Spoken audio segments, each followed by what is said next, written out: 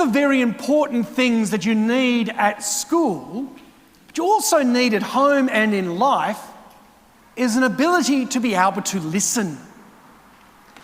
Because if you can't listen, you're probably going to get into trouble at times.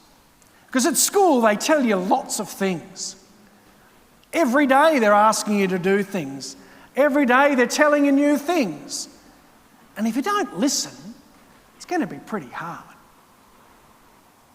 I find sometimes listening and hearing the confessions of people, especially some young children, when they come to confession, that one of the common things that is confessed in confession by kids is that they don't listen to their parents.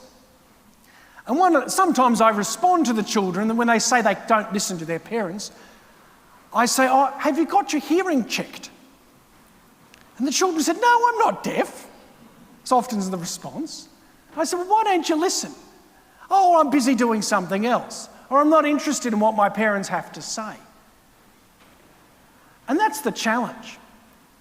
In our readings today, in the Gospel, the reading that I just read, and in the first reading, the reading that Mrs. Clay read, one of the very important parts of these stories is the ability to listen.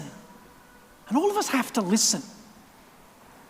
And when we listen, what happened in the first reading is that Abraham was listening, but then he forgot to listen again.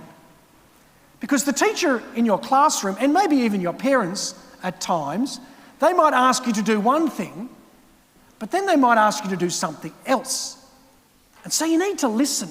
After you've done, or you're on the way to doing one thing, continue to listen. And Jesus wants us to listen. In the Gospel, Jesus appears and he's there talking with two figures, Elijah and Moses. They suddenly appear, and then a voice comes from the heavens saying, "This is my beloved Son, listen to him." And so being a Christian, we have to listen. We have to listen carefully. And we don't just listen to the voices of our teachers, or to the voices of the priest, or the voices of our parents. We also listen to Jesus.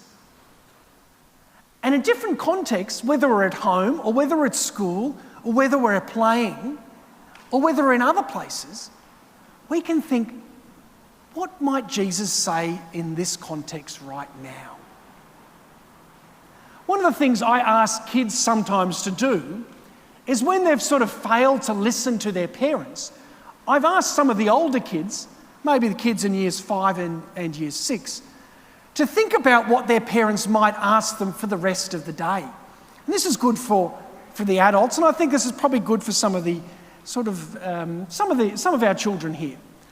Because often our parents, and even our teachers, will often ask the same things over and over and over again. I'm sure as parents and grandparents, you know what I'm talking about. Have you brushed your teeth? Have you done your homework? Have you packed your bag for school tomorrow? And so on. And have you brushed your teeth? The same things are asked over and over and over again. Have you made your bed? I'm sure you ask these things over and over again. And the challenge of listening is not just to wait for that question to do something, but is to be able to hear the voice of mum or dad before they even actually ask the question, and to see if you can do it before they ask the question. So maybe for all of us, we can think about maybe what might be some of the things those in our house might ask us when we get home this evening. And maybe we can try to do that thing before that person even asks it. Whether it's brushing our teeth, whether it's perhaps putting our plate on the sink, maybe it's packing the dishwasher. But we're called to listen. And listening, first of all, is hearing someone, but then listening is also being able to almost work out what the other person's going to say before they say it. Jesus wants us to listen to his voice. And his voice is one of love, of one of joy, and one of welcome. So let's be great listeners. Sometimes we can want to speak lots, and sometimes I have that problem too. But we need to listen. Jesus wants us to listen. That's what our readings today are really about. Let's be great listeners, not just to the commands or what people say, but let's really listen to what the needs are of others.